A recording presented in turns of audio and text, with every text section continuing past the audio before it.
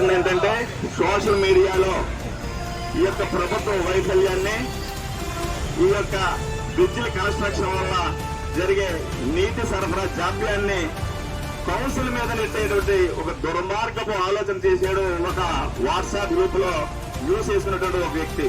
మరి ఆయన ఏం చేస్తున్నాడు, కడుపుకి ఏం తింటున్నాడో మాకు తెలియదు, కానీ మరి ఆయన గమనించుకోవాలి. ఇది ప్రజల సమస్య. ప్రజల కోసం బ్రిడ్జిలు నిర్మిస్తా ఉన్నారు.